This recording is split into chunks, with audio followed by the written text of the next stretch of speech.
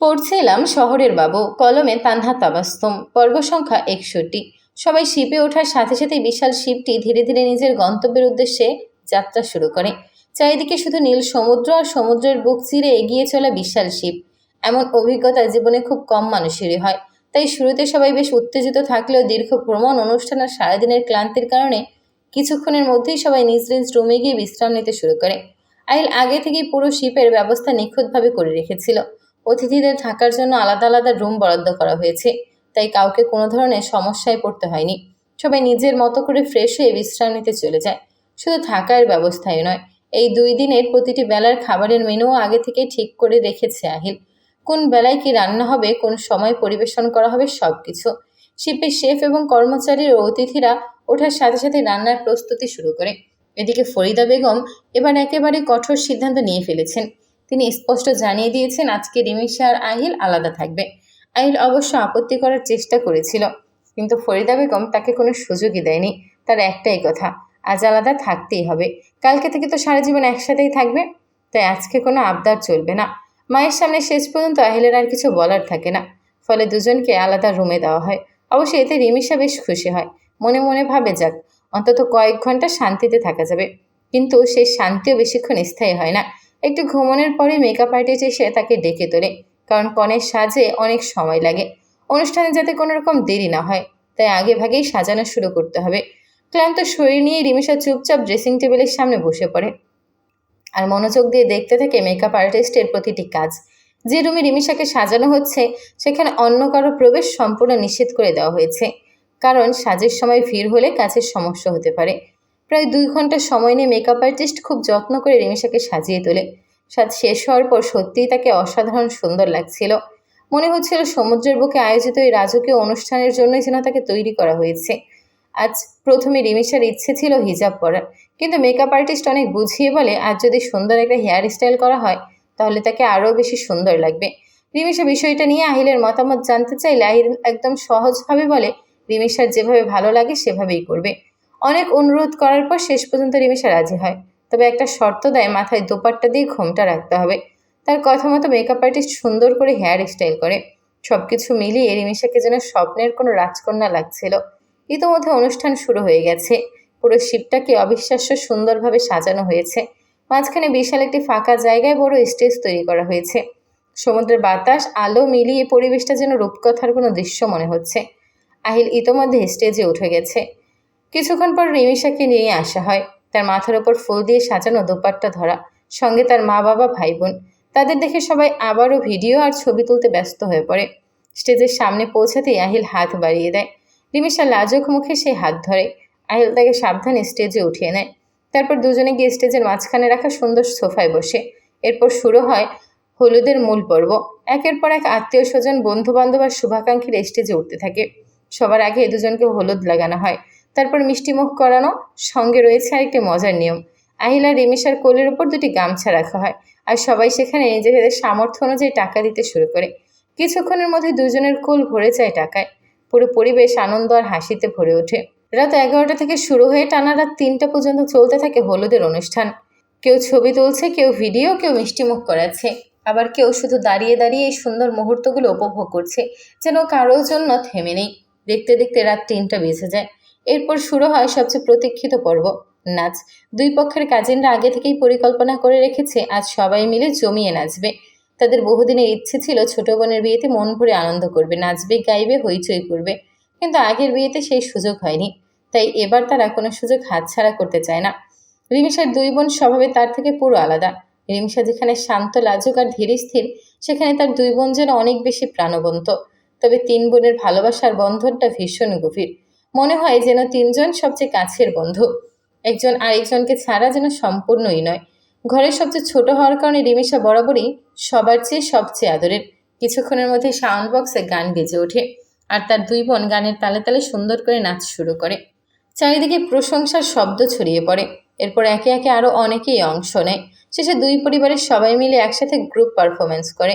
এভাবেই ফজরের আজান ভেসে আসার সময় শেষ হয় আহিল আর রিমিশের হলুদের অনুষ্ঠান। অনুষ্ঠান শেষ হওয়ার পর সবাই একসাথে খাওয়া দাওয়া করে নেয়। এতক্ষণ ধরে সবাই মূল অনুষ্ঠান শেষ হওয়ার অপেক্ষায় ছিল, তাই অনুষ্ঠান শেষ হতেই ডাইনিং এরিয়াতে একে একে সবাই জড়ো হতে শুরু করে। সমুদ্রের মাঝখানে বিশাল শিপের উপর এমন আয়োজন সবকিছুই যেন অন্যরকম এক অনুভূতি দিচ্ছিল। হাসি আড্ডা আর গল্প করতে করতে সবাই রাতের খাবার খেয়ে নেয়। খাওয়া শেষ করেই যে যার মতো ফ্রেশ হয়ে রুমে চলে যায়। সারা রাতের অনুষ্ঠান আর ক্লান্তির কারণে খুব দ্রুতই পুরো শিপ নিস্তব্ধ হয়ে আসে। রিমিশা আজ তার কাজিনদের সঙ্গে ঘুমানোর সিদ্ধান্ত নেয়, আর আহিলকে থাকতে হয় একা। অবশ্য সিদ্ধান্তটা যে আহিলের খুব একটা পছন্দ হয়নি সেটা তার মুখ দেখলেই বোঝা যাচ্ছিল।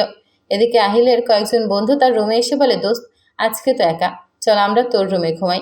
আহিল সঙ্গে সঙ্গে মাথা নেড়ে বলে, না ভাই, আমার কারোর সঙ্গে ঘুম আসে না। কথাটা শুনে সবাই হো হো করে হেসে ওঠে। তাহলে বউয়ের সঙ্গে কিভাবে ঘুমাস, নাকি সারা রাত জেগে থাকিস? আহিল ভ্রু কুচকে তাদের দিকে তাকায়, তারপর নির্লিপ্ত গলায় বলে, আমি জেগে থাকি কিংবা ঘুমিয়ে থাকি, তোদের সমস্যা কি? সবাই আবারও হেসে ওঠে। ঠিক তখনই কোথা থেকে যেন তুষার এসে হাজির হয়। সে বন্ধুদের দিকে তাকিয়ে বলে, শালার বউ নাই পাশে, তাই মাথা গরম হয়ে আছে। তোরা খামাখা ডিস্টার্ব করিস না, আমার শালাটাকে ঘুমাতে দে। তুষারের কথা শুনে আহিল চোখ বড় বড় করে তাকায়। এই, আমি তোর কোন জন্মের শালা রে? আমি তোকে আর বোনই দিব না, তখন দেখবো কিভাবে আমাকে শালা ডাকিস।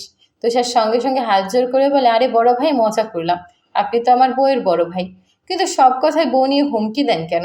আমার তো জানটাই শুকিয়ে যায়। আহিল গম্ভীর মুখে বলে, শুধু জান শুকায়? এবার থেকে তোকে বউ না দিয়ে একেবারে তোকেই শুকিয়ে ফেলব। তুষার এবার মাথা নেড়ে বলে, আল্লাহ বাঁচান, তোর মতো শালা কারো ভাগ্যে না জুটুক, কথায় কথায় বউ নিয়ে হুমকি দেয়।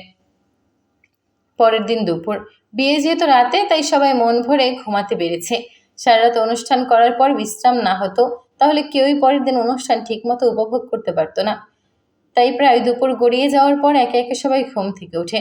ফ্রেশ হয়ে প্রথমেই খাওয়া দাওয়া সেরে নেয় সবাই। অতিথির জন্য বিরিয়ানির ব্যবস্থা করা হয়েছে। সমুদ্রের মাঝখানে বসে সবাই মিলে খাওয়ার আনন্দটাই ছিল অন্যরকম। এরপর শুরু হয় বিয়ের দিনের সবচেয়ে গুরুত্বপূর্ণ প্রস্তুতি, সাজগোজ। মীরা একে একে মেকআপ করতে বসে। ছেলেরা নিজেদের মতো তৈরি হতে ব্যস্ত হয়ে পড়ে। আর এদিকে রিমিশার মেকআপও প্রায় শেষের দিকে। আজও সে এখনও দেখেনি তার বিয়ের শাড়ি। অনেকবার দেখতে চেয়েছিল কিন্তু আহিল কিছুতেই দেখতে দেয়নি। তার একটাই কথা, বিয়ের দিন দেখবে। মেকআপ শেষ হওয়ার পর আর্টিস্ট যখন শাড়ির কথা জানতে চায় তখন ফরিদা বেগম নিজ হাতে সাজিয়ে রাখা শাড়ি আর গহনাগুলো নিয়ে আসেন। শাড়িটা দেখেই যেন সবার চোখ জুড়িয়ে যায়। গোল্ডেন রঙের উপর জরি সুতার নিখুঁত কাজ, মাঝে মাঝে সূক্ষ্ম স্বর্ণের হালকা নকশা।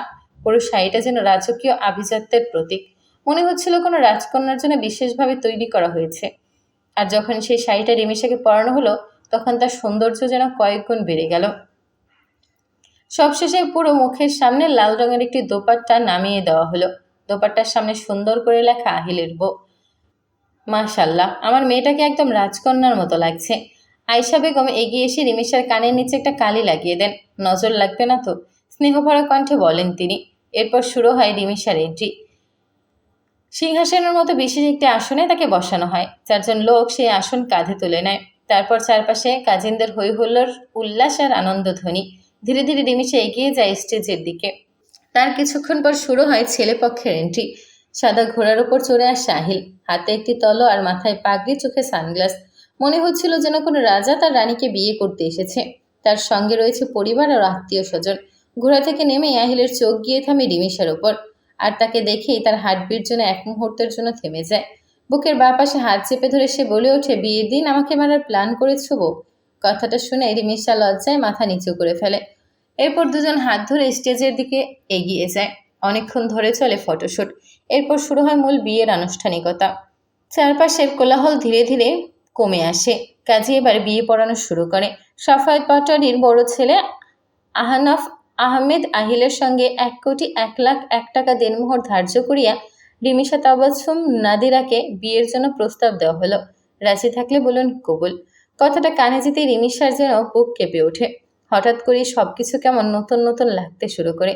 যদিও আহিলের সঙ্গে তার অনেক আগেই বিয়ে হয়েছে, তবু আজকের এই মুহূর্তটা সম্পূর্ণ আলাদা। রিমিশা নিজের শাড়ির আঁচলটা শক্ত করে খামছে ধরে। মনে হচ্ছে জীবনের সবচেয়ে কঠিন শব্দটা তার মুখ দিয়ে বের হতে চলেছে। তার হৃদস্পন্দন যেন প্রতি সেকেন্ডে আরো দ্রুত হয়ে যাচ্ছে। এই মুহূর্তে তার মা বাবা এগিয়ে এসে তার কাঁধে হাত রাখে, নিঃশব্দে সাহস যোগান। তারপর ধীরে ধীরে মাথা তুলে সে বলে ওঠে, কবুল। কয়েক সেকেন্ড থেমে আবার বলে, কবুল। সঙ্গে সঙ্গে চারপাশ থেকে একসঙ্গে ভেসে আসে আলহামদুলিল্লাহ। পুরো পরিবেশ যেন আনন্দ ভরে ওঠে। এরপর কাজী সাহেব আহিলকে জিজ্ঞেস করলে আহিল এক মুহূর্ত দেরি না করে সে এক নিঃশ্বাসে বলে দেয়, কবুল কবুল কবুল। তার কণ্ঠে এতটাই দৃঢ়তার নিশ্চয়তা ছিল যে উপস্থিত সবাই মুচকি হেসে ফেলে। কারণ আহিলের মুখ দেখে বোঝা যাচ্ছিল এই কবুল বলার জন্য সে কতটা অধীর হয়ে ছিল। কবুল পর্ব শেষ হওয়ার পর এবার আসে কাবিননামায় স্বাক্ষর করা। কাজী সাহেব কাগজপত্র এগিয়ে দিতেই রিমিশার বুকের ভেতরটা আবারও কেমন করে ওঠে। এতক্ষণ পর্যন্ত সবকিছু যেন স্বপ্নের মতো লাগছিল, কিন্তু কাগজের নিয়মে নাম লিখে স্বাক্ষর করার মুহূর্তে বিষয়টা আরও বেশি বাস্তব মনে হতে থাকে। কলমটা নিতেই তার আঙুল সামান্য কেঁপে ওঠে। উত্তেজনা, লজ্জা আর অজানা এক ভালো লাগা মিলেমিশে তার ভেতরে অন্যরকম অনুভূতির জন্ম দেয়।